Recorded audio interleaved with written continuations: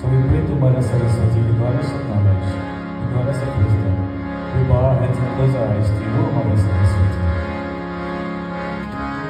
Om Saraswati Namastubhyam Vagade Kamarupino Vidyarambham Karishyami Siddhir Bhavatu Me Sada. Om Saraswati Mahabhagi Vidya Kamala Lochini Vidya Rupe Vishalakshi Vidyam Dehi Namastute. Om Shri Saraswati Devi Mataya Namaha.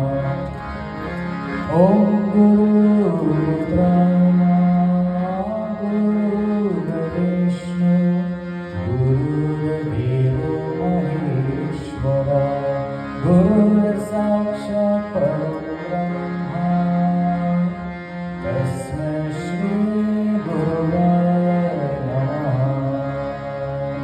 Tasmai Shri Guruvaya Namaha. Om Shanti Shanti Shanti Hari Om Shri Gurubhyo Namaha. Hari Om. So Riya is going to accompany me on tabla for this composition. It's in Rupak Tal. And this composition I just wrote over the last 2 days. So I'm going to present it to you for the first time. And it's Saraswati Vandana in praise of Mother Saraswati.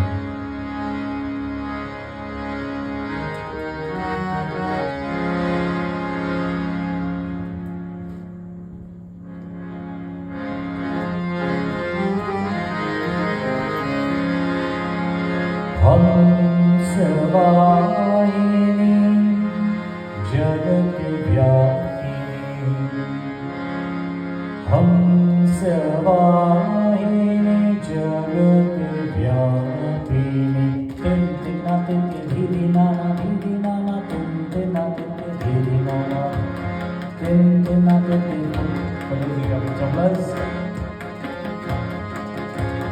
Tin Tina Tinti Dhidi Nana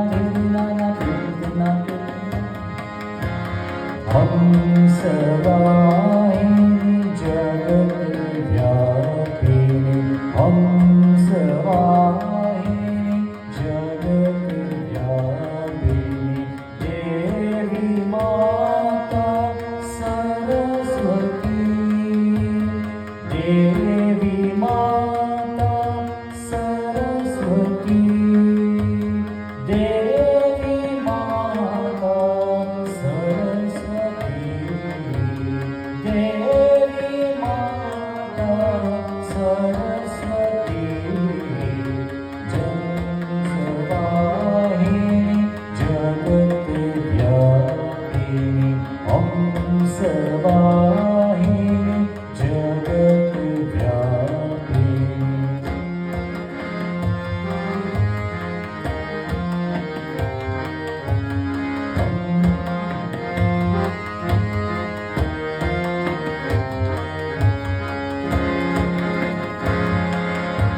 This evening, I want to talk to you about Saraswati Devi Ma.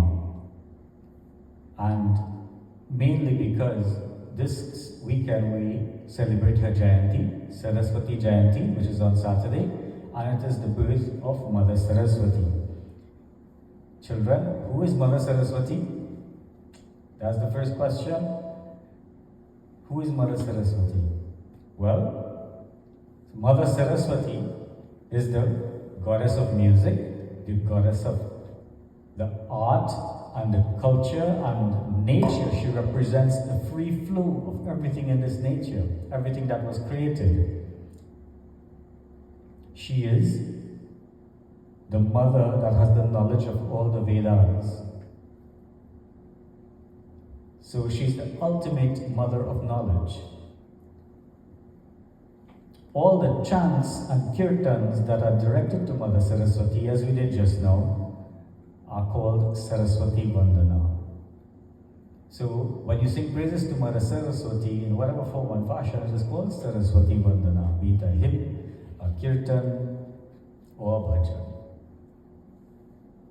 Saraswati is said to be the daughter of Bhagavan Shankar and Mother Parvati, Goddess Durga rather. Alright? And she was, how did she come to be?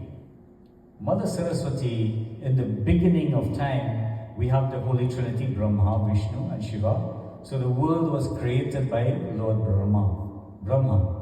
And Lord Brahma created everything in this universe, everything in this space, but there was no order. There was no order in society. Everything just existed. Everything was going any which way it wanted. There was no rules to follow. And there was disorder. Everything was operating very haphazardly. So, in order to help him to bring order to this universe and everything that he created, Mother Saraswati, through the blessing of Lord Shiva and Mother Durga, was born through the mouth of Lord Brahma. Okay? So, and when she appeared now, Mother Saraswati, being the goddess of all knowledge, everything existing, all the Vedas, she assisted Lord Brahma in putting order to this universe and putting everything in its proper place, where it is supposed to be. The stars in the heavens, the waters and the oceans, the earth is where it's supposed to be in our solar system. Everything was arranged in a specific order. If you look at this murti of Mother Saraswati, or the image of Mother Saraswati, children, you will see her having 4 hands, dressed all in white, sitting on a lotus flower. Her vehicle, every devta and deity has a vehicle, and her vehicle is anybody knows? It's the swan. Very good. Okay, her vehicle is the swan. Alright, and I'll explain a little bit more on what this means. Everything here has a symbolic meaning. Alright, so the 4 hands represent the 4 aspects of our intelligence, the 4 aspects of our mind in being able to learn. Okay, and what are these 4 aspects? The first aspect endows the human beings with the power of speech, being able to interpret things and speak it properly. So the power of speech and speech writing. So Mother Saraswati brings clarity in our minds for the power of good speech and the power of being able to write things down and repeat it in a proper manner. She is the goddess of wisdom. So knowledge exists, but she gives you wisdom through your intellect. Now information is just information. So your brain is like a computer, and it's like the RAM, the RAM, random access memory of the computer. So that's your brain. So we just plug a whole lot of data in your brain. But what you do with that data is where intelligence comes in. And this is where Mother Saraswati, in addition to giving you the data, the information, also now sparks your intelligence. The processor and the processing speed is now comes into play with the intelligence in being able to process the information that you have in your head. So, like in music, when we're studying music,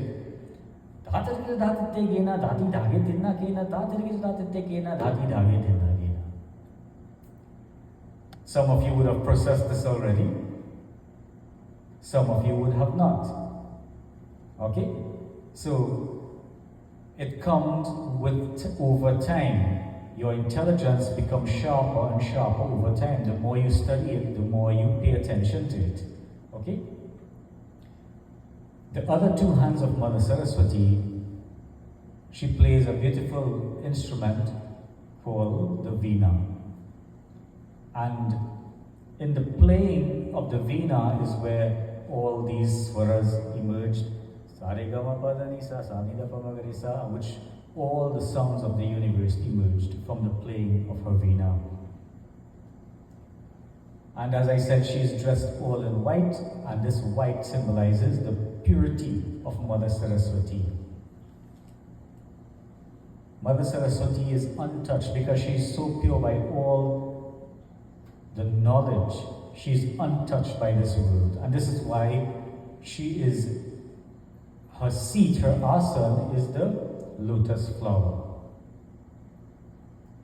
Okay, and as I mentioned, on Saturday we celebrate Vasant Panchami, which is her birthday, and on this day it's a very good day to do something new regarding your work. Apart from making an offering to Mother Saraswati, it is an important day to try something new, to read something new, to try a new language.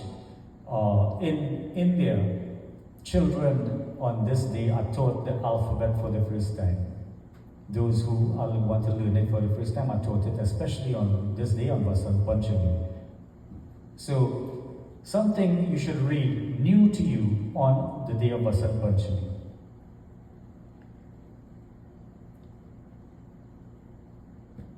Let's join in a very nice bhajan again, but this time Google Mata will sing and we will play tabla alone, okay?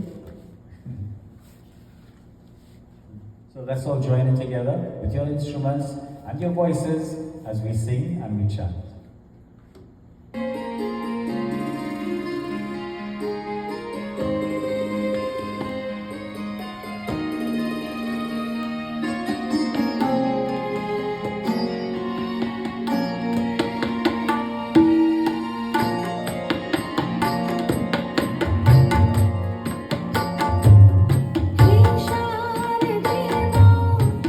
Jai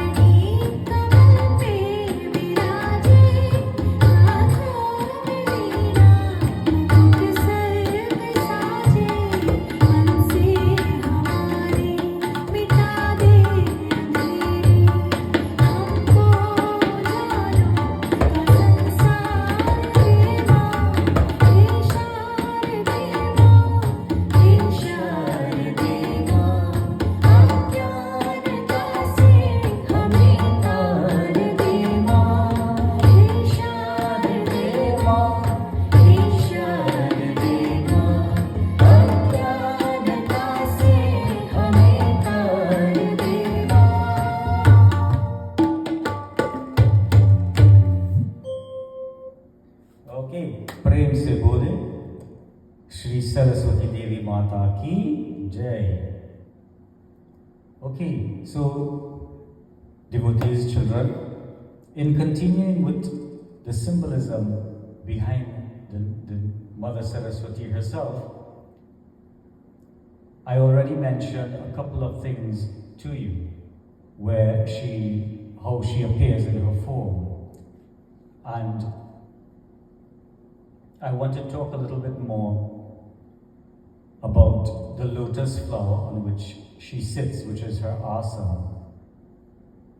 Okay, so this lotus flower, if you guys or children and parents know where the lotus flower grows best, it grows best in the murky, brackish, muddy waters of a pond or a lake.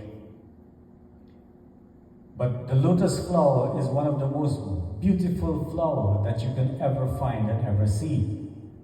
It is the very pure flower coming out of the environment from which it survives, or the environment that sustains it. So the lotus leaves themselves in the muddy waters, but they are never influenced or touched by the mud itself. The flower draws the nutrients that it requires to survive and become a beautiful flower.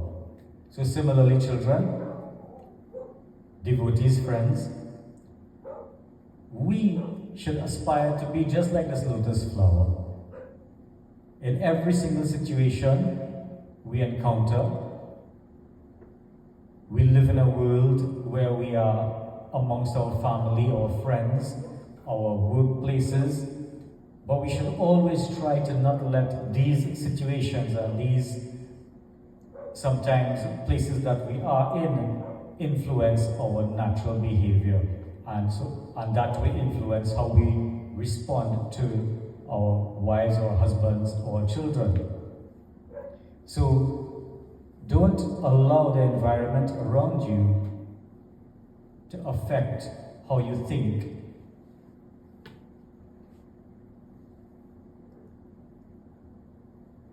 In another little analogy, the flower floats on top of the water. It does not go underneath. So there's a quality of the leaf itself where even though it's on the water, it is never wet by the water. It is similar to like a dashin leaf. Alright, so when you pour water on a dashin leaf, it just runs off.